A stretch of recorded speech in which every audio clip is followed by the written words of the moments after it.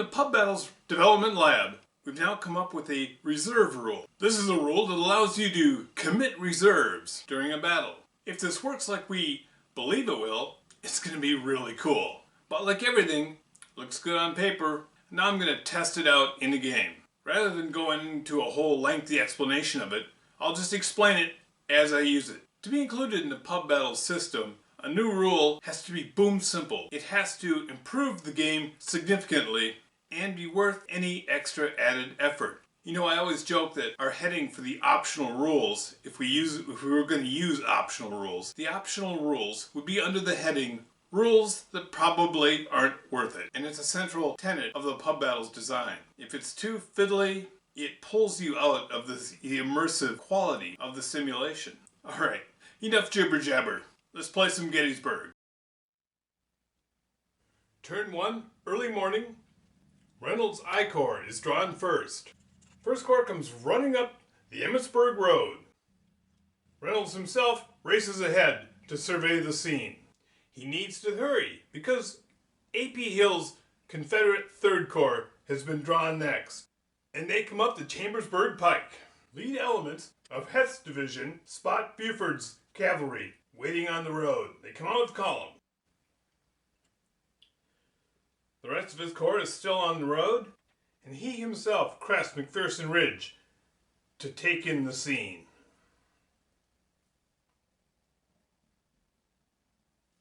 Buford's cavalry holds. Reynolds races First Corps up to Gettysburg. He has raced so far and so fast that his units don't have time to come out of column. Now A.P. Hill has been drawn. He could attack him in column, but the cavalry hasn't moved yet. One of the hardest things for the Confederate player to balance out is his need to get at the Union before they can deploy, and at the same time, he has to actually get there and deploy himself. He knows Ewell is coming on soon, so he elects to follow Lee's original plan, which is to deploy off to the right. When Longstreet comes on later, he'll fill in the center.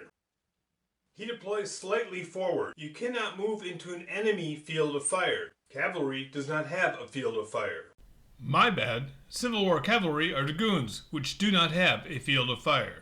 You can have them in your field of fire. The next time that Buford moves, he's going to either have to attack or get out of these fields of fire. You can't sit there and be shot at without moving. When Buford is drawn next, as the only remaining chit to be drawn, he cannot end in an enemy field of fire unless he moves to contact. Buford elects to turn. He can go 2/3 and turn again, using his last third for the second turn. I say turn, I mean facing change. That's the end of turn 2. Again, these are my wood markers to show when the unit is in column. You don't need them, but I find them handy. I like to pimp a game anyway. And in the description below, you'll find where you can order them if you want them. Now we begin turn 3, late morning. On turn 3, another division of A.P. Hill's Corps, Pender's division, arrives. As does some of Howard's division. I'll add his chit to the cup. I mean Howard's Corps. Reynolds' last division comes up the Hagerstown Road. I seem to be interchanging Howard and Reynold a lot. Sorry. Howard's troops come up the Emmetsburg Pike, and the remainder of Howard's 1st Corps comes up the Hagerstown Road. And I've got a couple detachments following up the rest of his corps. Late morning we start with Howard's Corps entering, and they will find the back end of Reynolds' Corps. Speaking of Reynolds' Corps, they're drawn next. Now we can see the Confederate field of fire reaches right into Gettysburg. Reynolds prepares to receive Ewell coming down from the north. while holding Gettysburg. Now I use a slightly modified buildings rule. Blocks don't become spent just by entering a town, but they cannot rally in a town. Next is Buford's cavalry. Now this would be a tempting attack to make, except A.P. Hill hasn't moved yet, so they could turn, face, an infantry block will decimate a cavalry block in a one-up battle. Buford holds right where he is. Whoops, I forgot to move the rest of 1st Corps. I'm going to move them on now.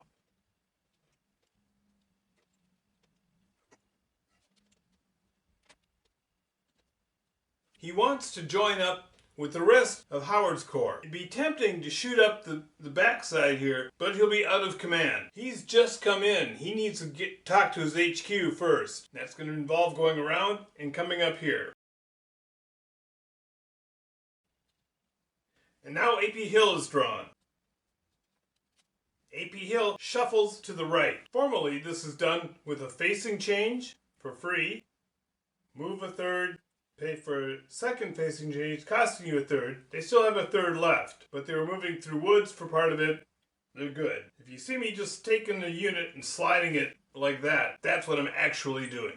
The rest of his corps comes on and files on minor roads, which stretch them out a bit. Now actually on turn 3, the Union has a superiority of infantry blocks on the map. But now we're moving to turn 4, and that's going to change. Turn 4, we'll see the rest of Howard's corps coming on, Ewell's corps comes on, and Lee himself will join the battle.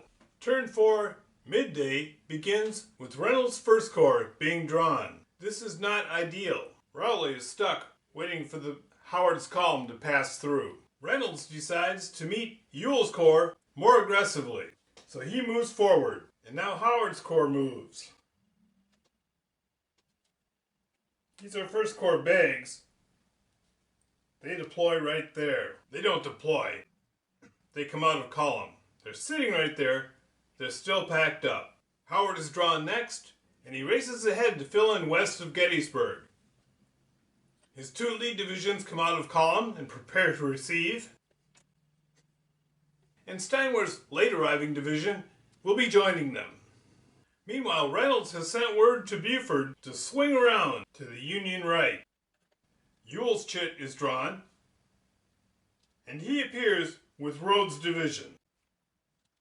And lastly, AP Hill is drawn. Now, with the new reserve rule, one of the things you do is you check command before anybody moves. Heth is in command. AP Hill can hold him no more, and he charges in. His artillery moves on to the Hagerstown Road and comes out of column. They are backed up by 4 elements from Pender's division, and the rest of Pender's division follows them in column. And finally, Lee comes up and joins the battle. Midday combat. I roll my dice. The red circles show unmodified Union hits. The yellow ones, unmodified Confederate hits. The first attack is on a detachment. It only rolls 1 die. The detachment is destroyed. Or if you choose to say it, the detachment falls back to the line. The rest of Heth's division slams into Barlow's division. Barlow has done no hits. The Confederates have done 2 hits. Barlow's block flips and retreats. And now it's turn 5. Gettysburg is a true meeting engagement. It starts out as a small skirmish. Here we are, turn 5 of an 8-turn day, and there's really no one here yet. Well, compared to who will be here by tomorrow morning. Turn 5, Early's division will show up, but for the Union reinforcements... You may have noticed I draw all the chits ahead of time. It's just a quicker expedient when playing solo. Early afternoon, and Howard's corps is going to form up on Cemetery Hill. In fact, Barlow forms up on Cemetery Ridge. Now I'm going to show you the reserve rule. First of all, Barlow's going to position a little differently. Steinwehr's going to come out of column and form up there. Now he's more than a third back. So if these retreat, they won't run into him. He'll be able to go over here. And yet, Howard is in command range. His corps commander is in command range of these combats if combat occurs. Blocks are considered in reserve when placed adjacent to their HQ. Rather than have to decide which of these to back up, which to support, with Steinwehr's division, Howard places them in reserve. Now, one of the big reasons I'm doing this is because I want to test out the reserve rule and see how it works. Next is AP Hill's corps. Sensing weakness on the Union left, he sends Heth's division in. Wanting to contain skirts somewhat here, he bombards them. 2 hits, spent and retreats. Now, in pub battles terms, he might still be up there in some form or another, but he's so disorganized from the Confederate artillery that if the Confederates move up there, they're just going to fall back. Now next turn, if no one's there, they might just move back up here. That shows them maybe the whole time they were there and they were just disorganized, then reorganizing. But for the modeling in the game, this is what is shown. Pender's division occupies the rest of Seminary Ridge. And now Ewell's Corps is drawn. The first thing you do is determine who's in command. Rhodes' division is in command. Not wishing to cut them any slack, the lead element Rhodes' division attack. The rest of his division is placed in reserve. Again, I want to try this rule out. The southern Begs come out of column. Now Ewell's Corps is drawn. Now Early has come up the road and attacks, along with the flurry of detachments. And now I Corps moves. Reynolds, although delayed, Raleigh continues his circuitous route. Because of Heth's presence right here, he can't come within a third in column. So he'll have to come out of column. Now he's got 2/3 left. He can move 1/3 and he's in terrain, so now he's lost that third as well. But he can turn. He hasn't turned yet, so for free he can turn to face. Now it's critical to note he could not have attacked here from behind because he's not in command. At this point he has a scribbled note that says come around this way, get around, come up here. He's following his orders. Now Reynolds intends to fall back, so he pulls his bags back, orders this detachment up on Cemetery Ridge, and pulls the rest of his corps back about half a mile. Now, what I'm editing out, so you don't have to watch it, is all the time it's taking me to come up with these moves. I studied this for a while, and this is what I decided to do with them. But watching me think isn't all that exciting. So I cut to the chase. Buford's cavalry guards Cemetery Hill. Early afternoon, Howard has a battered division holding on good ground, and elements of Hill's Corps attack. Before this attack is resolved, the Union player can commit reserves if available. Here they are.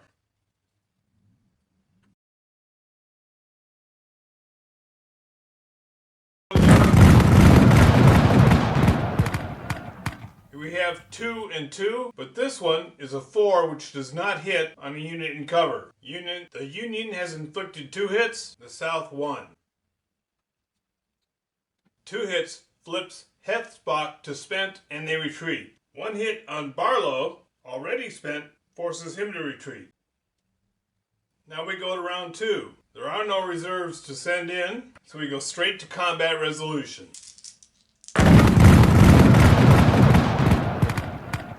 Ouch! In attempting to dislodge Steinwehr's division, Heth sacrifices a block. A less than ideal outcome for Lee. And now we go to turn 6. Turn 6 has no reinforcements by either side. First drawn is Howard's Corps. Although all intact, they are all spent.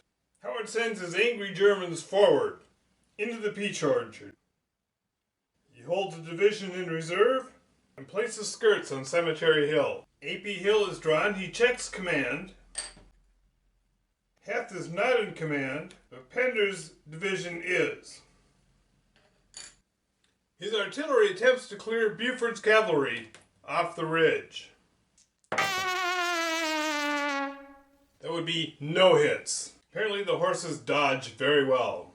It's less than ideal, but he sends a block forward to contact the cavalry, and the other block contacts skirts. Now it doesn't quite fit, but what you want to avoid is allowing the positioning of blocks just so that the attack becomes impossible. No, they could attack. If they needed to attack, they could attack. Heth, however, is in the field of fire of Steinwehr's Germans. And since he's not in command, he can't attack. I couldn't just turn him around and attack. He falls back to the woods. A.P. Hill is moved to be in command of everybody next turn.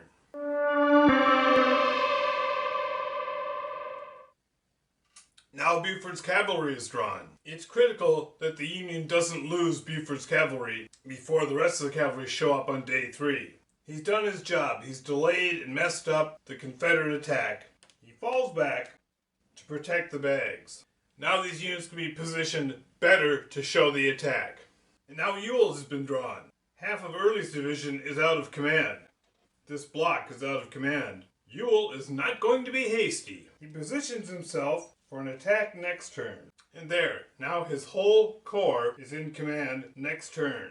Not sure where to put Lee. I could see needing him here, but you know what? Ewell's corps is fresh for attacks. That's where Lee goes. And lastly, First Corps is drawn. The other reason Ewell didn't attack is because the First Corps hadn't been drawn yet, meaning they could react to whatever he did. Now they can't. He has no idea where Rowley is, but he wishes he'd get here soon. Rowley forms back into column, which is a third, leaving him 2/3, doubled to 4/3 in column.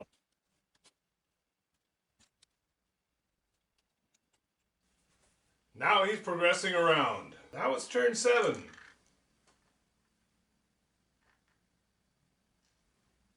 Turn 7, Dan Sickles' 3rd Corps begins arriving, as do the last elements of A.P. Hill and Ewell's corps, including Ewell's artillery. Turn 7, first chit drawn is Reynolds. Buford is athwart the Baltimore Pike. Again, Rowley is delayed from joining First Corps. Reynolds knows there's this critical break in the Union line, and there's a whole horde of Confederates coming down the road. He's going to have to fall back.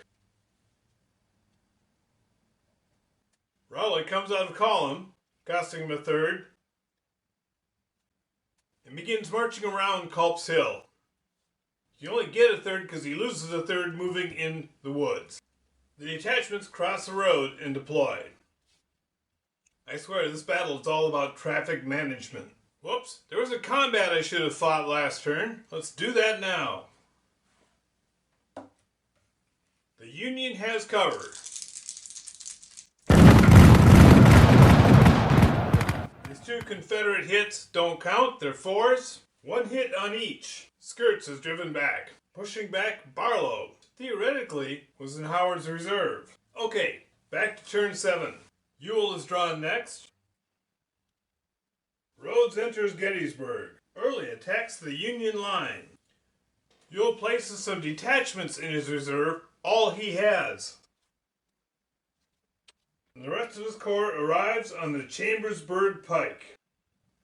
And now Buford is drawn. He's right here. Being on the road really caused a problem in the beginning of the turn, but now he's the only thing between the Confederate lines breaking through.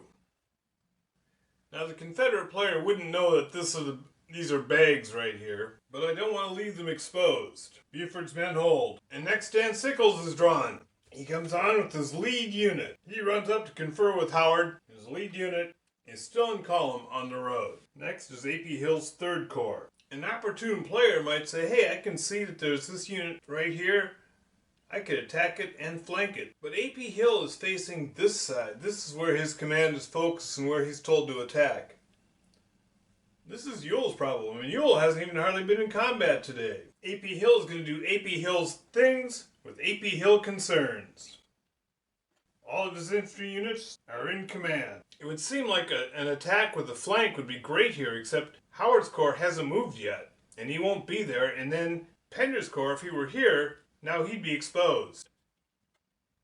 Instead, he holds, just like that, and positions his artillery on Cemetery Hill. Brings his bags forward into the valley between McPherson's Ridge and Seminary Ridge, and his last division is coming up. And finally, Howard is drawn. Beginning to turn, all his blocks are in command. He's not going to be attacking, though. He pulls back. We're going to move Sickles back to get him out of the way.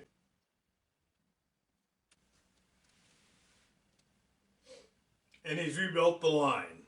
In fact, because he's wily, he puts Barlow in reserve. And that is the end of the movement phase. Now we go to the combat phase.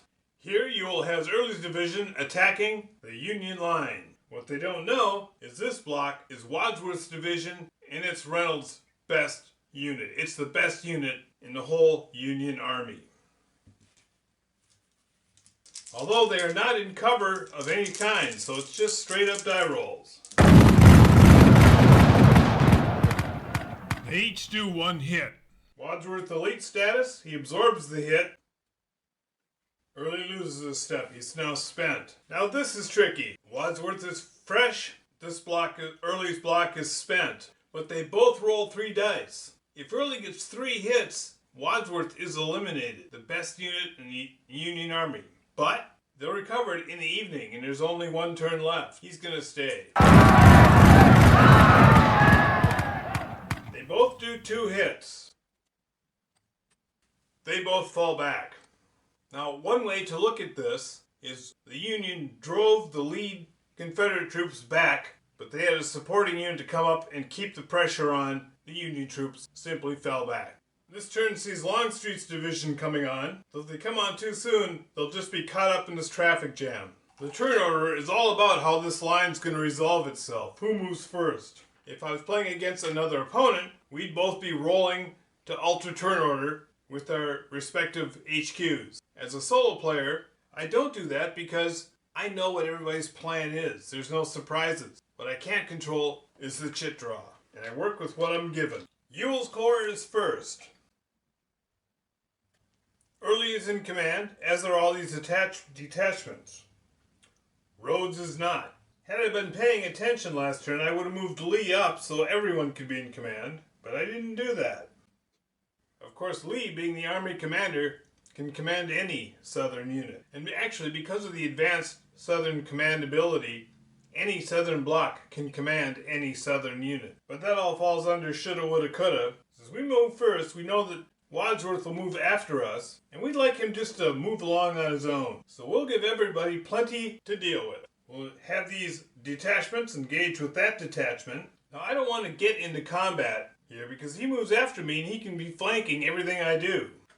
I'm going to move forward, basically chasing him off because he's facing that way. So as I move forward, he's either going to run away or turn and face. Early's block outflanks the remaining block, betting they're not going to try and fight flanked. Rhodes' division is going to sidle back here, and Lee's going to hold them in reserve. If he decides to turn and fight, they're backed up. These are the last 3 blocks of Ewell's Corps. His artillery and 1 more infantry division. He makes sure his corps is off the road, so when Longstreet's corps comes on, he's got a clear shot. First Corps, Reynolds has some thinning to do. Wadsworth falls back to Culp's Hill. Robinson joins him as best he can. The detachment falls back, moves his baggage train back, and finally Raleigh, the long-awaited Raleigh, makes it. He relieves the cavalry. The other 2 detachments expand out to the right. Next is Howard's Corps. Howard dresses his line. Again, I'm going to move Sickles over here to get him out of the way. Again, Barlow's in reserve, but if either of these units have to retreat, it won't be through his reserve troops. And Sickles' Corps. Birney moves into the Devil's Den.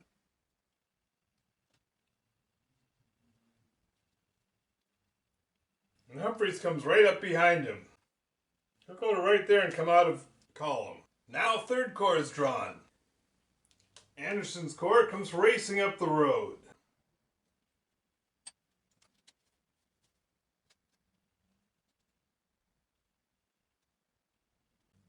Third Corps artillery fires on the Union line. Steinwehr's troops are driven back.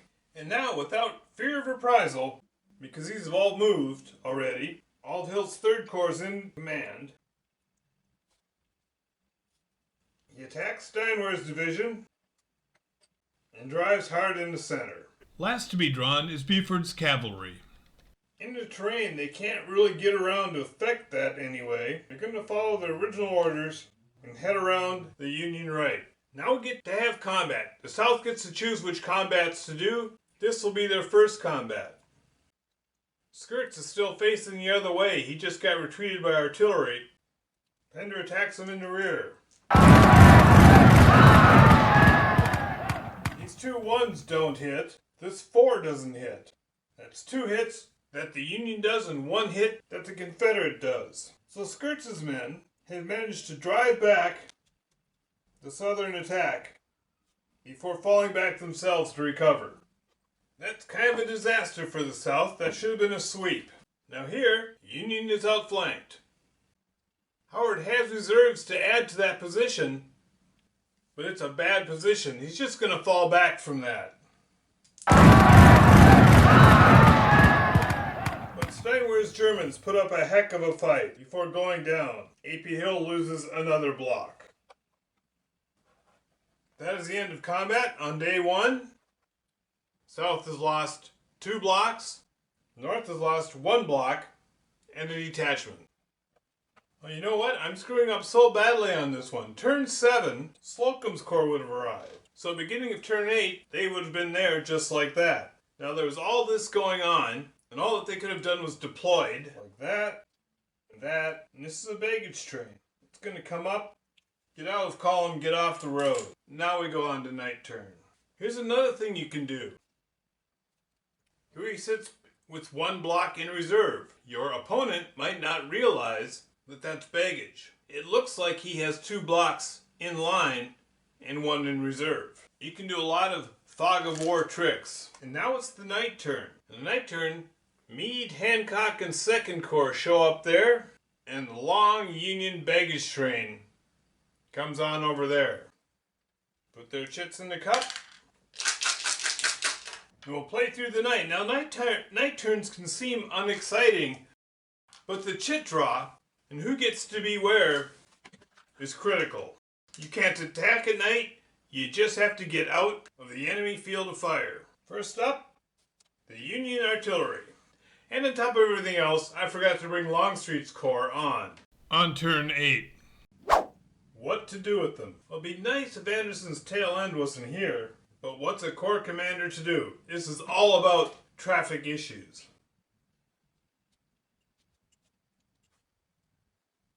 There's Longstreet coming up the center. Now A.P. Hill is drawn. And this is what I mean now. Since they're drawn first before any of these Union blocks, they have to move away from the Union blocks.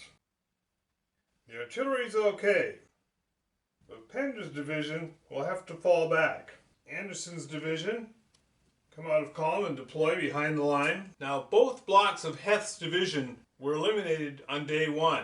One of those blocks comes back within command range of the HQ. And Hill's going to move there, so next turn everyone is in command on day 2 to potentially attack. Howard's 9th Corps. Anticipating the arrival of Hancock's Corps, Howard prepares to get out of his way. The Union Army lost 1 block. That's Steinwehr. He recovers. He comes back. Reynold's Corps. Reynold intends to hold. He unpacks bags right there. Wadsworth falls back. Since he fell back, he can't rally in the evening. Reynolds dresses his line. Next is 3rd Corps under Sickles. They occupy the peach orchard. At least the southern tip. Make sure they're not an enemy field of fire. Hancock's 3rd Corps comes racing up the Hagertown Road. They can get within 1/3 of an enemy unit and they have to stop. Slocum's 12th Corps is drawn next, and the entire corps is going to be placed in reserve. It can't actually affect anything at this point in time, and I'm kind of doing it just as a mnemonic for myself to remind me to hold that corps in reserve. Buford's cavalry is drawn. They get way out there, really stretching the Confederate line out. And Ewell's 2nd Corps. He stretches his detachments out in a long line of defense and prepares his corps for the next day's attack.